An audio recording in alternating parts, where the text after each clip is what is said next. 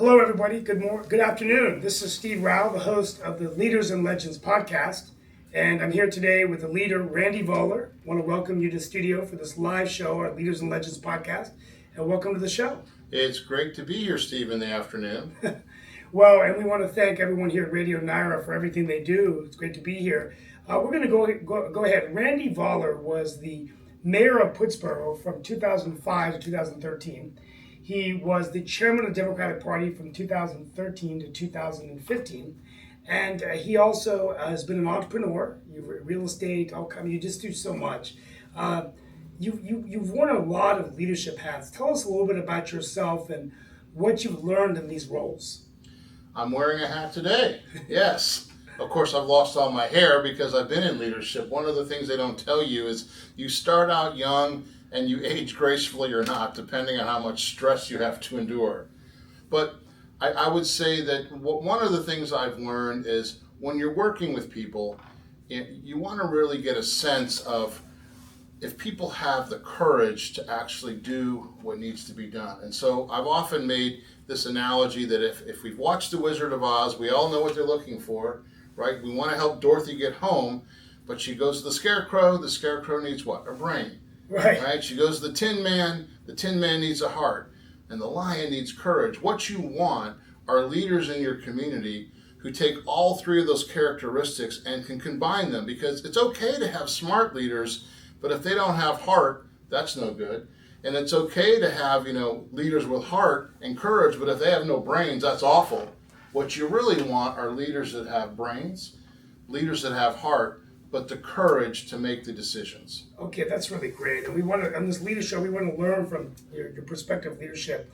It's a good time to dive into politics. For full disclosure, we don't ask any questions leaning towards one party or the other, but as the former chair of the Democratic Party, what do you see differently about today's politics? It just seems to be, Randy, so much more divided.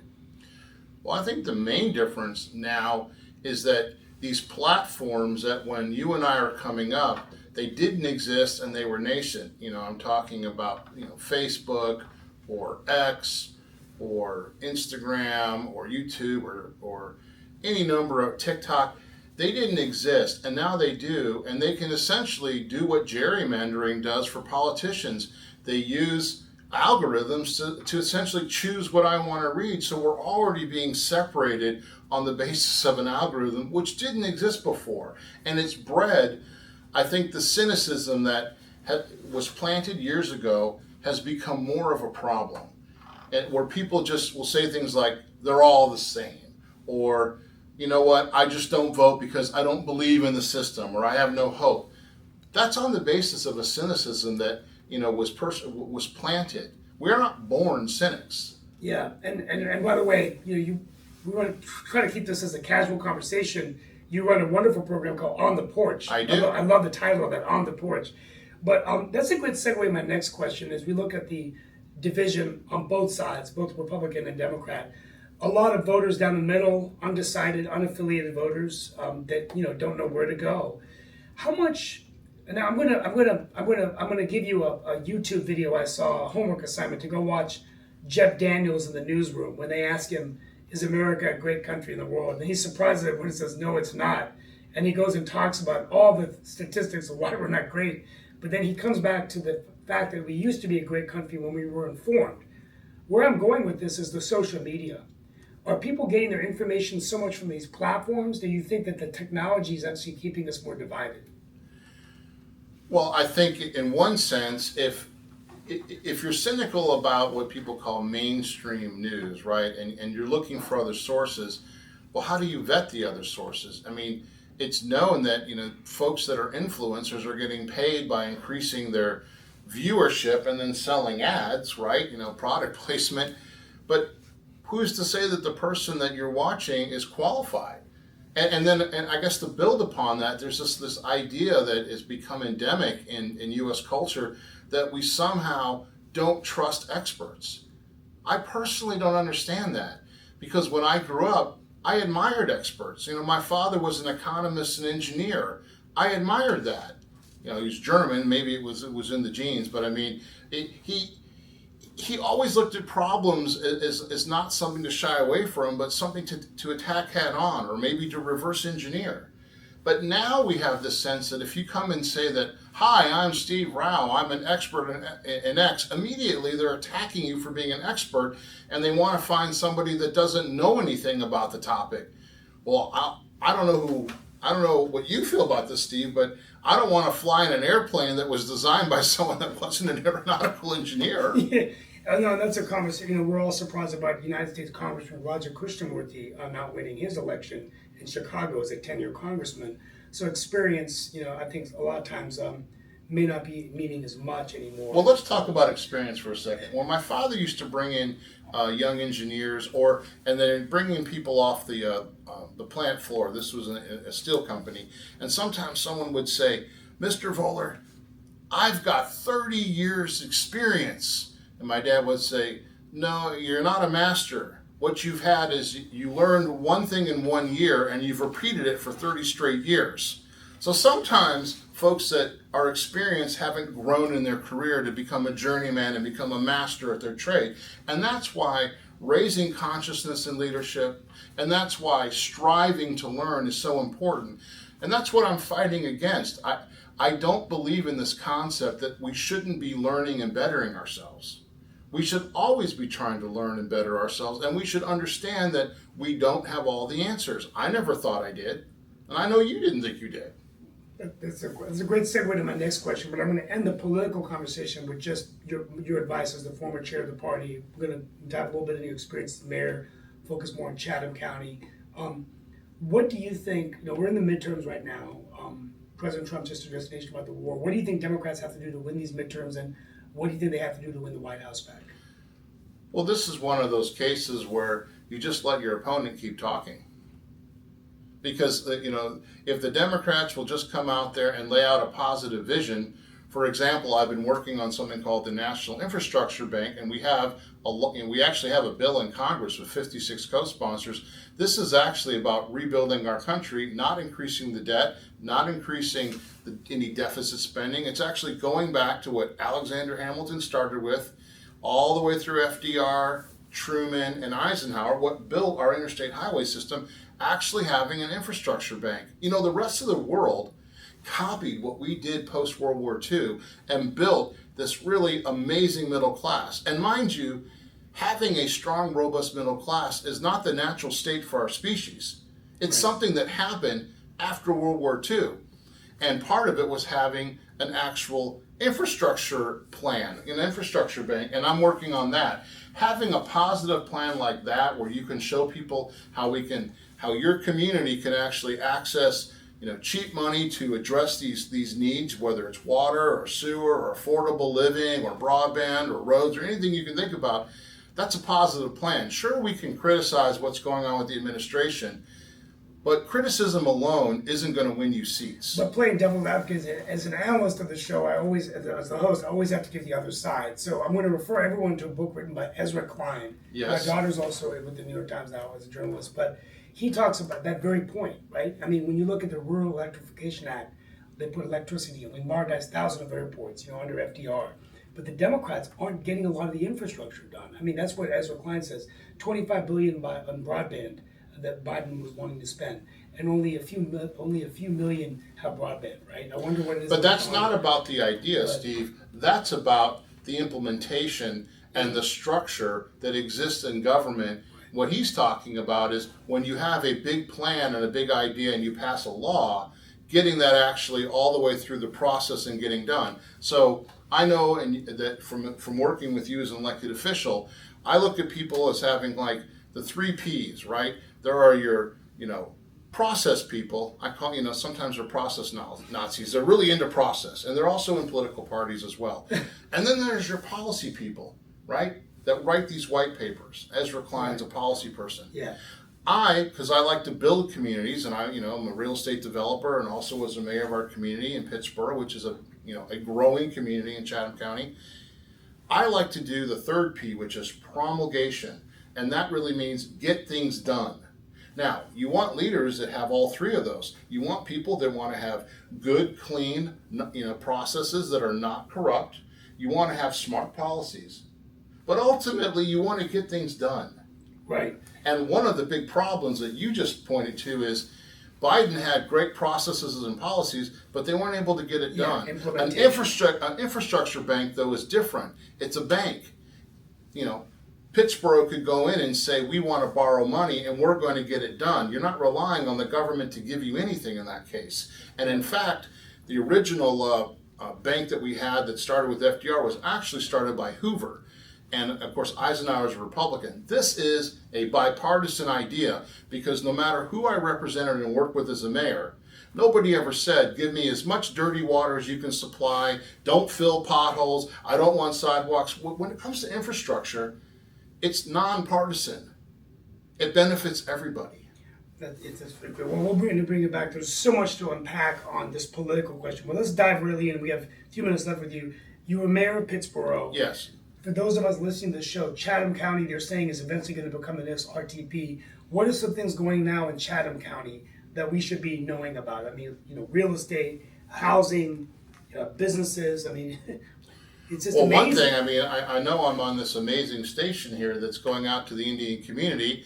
Hello, everybody. There are an awful lot of Indian syndicates and investors I work with my company, VRC Ltd, that are buying land and rezoning properties in Chatham County.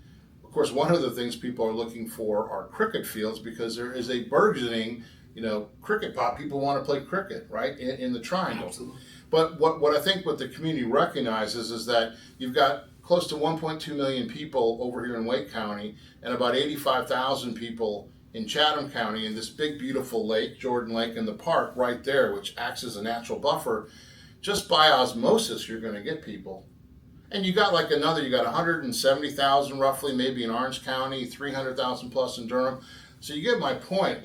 Chatham County is surrounded by population places, and it's the place that does not have that much population, but it has an incredible location. It's right there in the middle of the state of North Carolina. And it has Chatham Park, which is the largest coherent master plan community in the southeast United States with well over 7,200 acres. And if you add in the other kind of ancillary parks, probably 8,000 acres. There'll eventually be well over 20 million square feet of commercial institutional space in there, well over 22,000 units, depending on how it all finally plays out. You have, an actual city being planned and built. I mean, Disney is building Stereo there, right? Yeah. Which is going to only be their second development in the entire United States. That alone is going to be a major draw. But what about the infrastructure, Randy? We got about 8 to 7 more minutes left. But what about the infrastructure? Roads, transportation. Well, that's the interesting thing, housing. Steve. These are issues in Durham and Wake and around the region. Is Pittsburgh and Chatham County dealing with those issues? Well, I mean, these issues have been with us the whole time. I mean, I think the infrastructure issue ultimately got addressed by Tri-River Utilities, which is coming out of Sanford.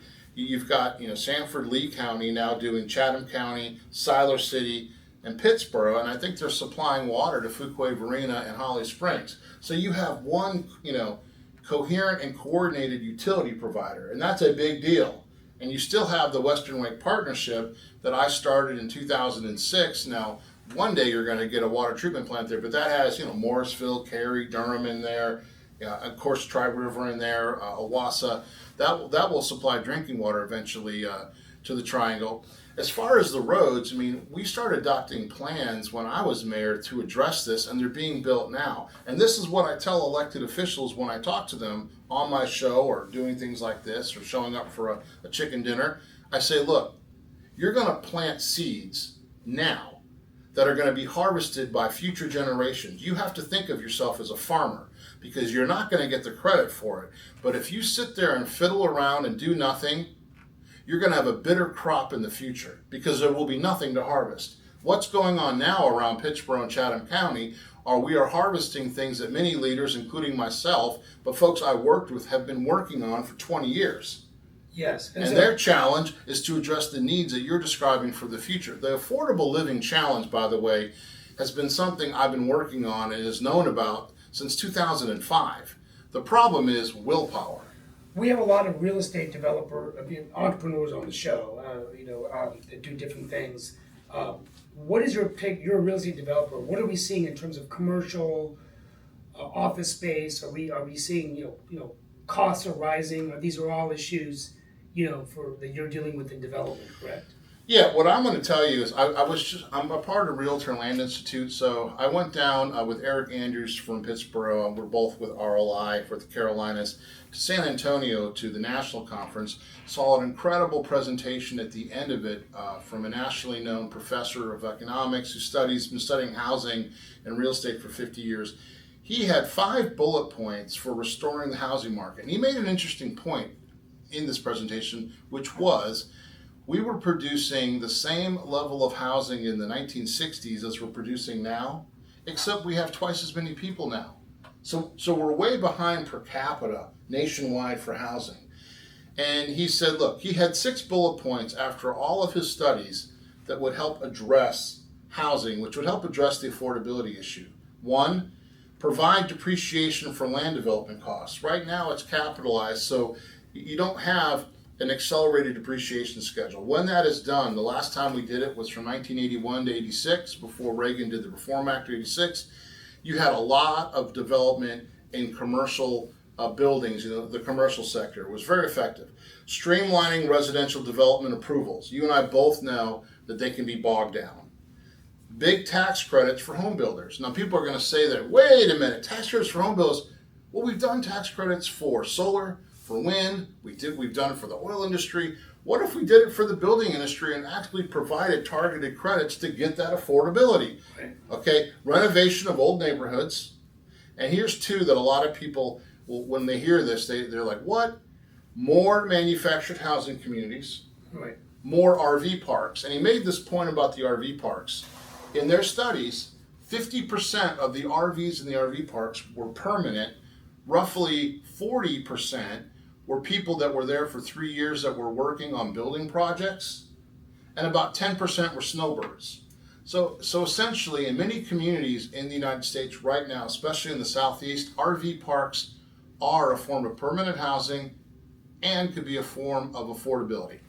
Fantastic. We're running out of time. We're gonna bring you back. This has just been a fascinating interview. I'm gonna first ask you a question about just the future of North Carolina. We're the 8th largest state. You've been a mayor of a city. You've been the chairman of the state party. What would you like to see the future of our state be? Give the governor one point. I would like this to actually be a state that actually lives up to its motto, esse quam videre. I would like us to be a state, that we be rather than to seem. What I hear a lot, though, is that we're seeming rather than being. Okay. So I would like us to be a state where we're authentic, that we're a state that we're not hypocrites, and we're a state where we're not wasting time arguing about political fights that don't actually advance us in every county in the state. And business and entrepreneurship business, right. and innovation, Yes. to be the Silicon Valley of the East. We spend too much time, I think, South. fighting over little things, over petty things, and not enough time realizing that we can do big things again, and we can be that state that people admire from across the world. My final question, and these leaders, before we close out, you've talked a lot about your roles and leadership. I read a book by David Brooks called How to Get to Know Someone, and what I'm going to do in these interviews is unpack. The idea is if there's something. Some advice that you can give to aspiring leaders of something that you've learned, or if this was a chapter in a book, what would the title of the chapter be, right? Is there something important that happened that you learned from? Just as you close out, just something that we know Randy Voller in a different perspective than just what we see. I think it's very hard when you're a political leader to sublimate your ego. All of us have a healthy ego to get into this, but what you learn is in order to make the team work. I came up in music, being a percussionist, working with the rhythm section. A lot of what we do is about setting the rhythm, and you're going to have the lead guitarist or the lead singer do the singing. If you can settle into the notion that I'm the rhythm section, kind of making this go and move forward, you'll go far as a leader. I want to thank you so much for being with us. Folks, this is the Leader Show. You were on the porch with me today. We really aren't on the porch. We're on the porch, brother. We're on the porch. It's been a wonderful interview on RadioNyra. We want to thank you for coming here live today. And for those of you listening to the show, I want to thank Larry Cherukuri and the entire team here. If you're a leader, please send me a note. We want to be interviewing business leaders, technology leaders, political leaders, people from both sides of the fence, all political parties involved, just to learn about you, learn about leaders, how we're shaping this region. So, Randy Voller, thank you for your friendship. Thank you for being here in RadioNyra. And please dial into RadioNyra, 99.9 FM, HD4, 101.9 FM Durham, and 1490 AM. And I am so proud to be a leader on this team. And it's been an honor of my life to be a media guy as well. Well, thank you, Steve. Thank you. Thank you very much.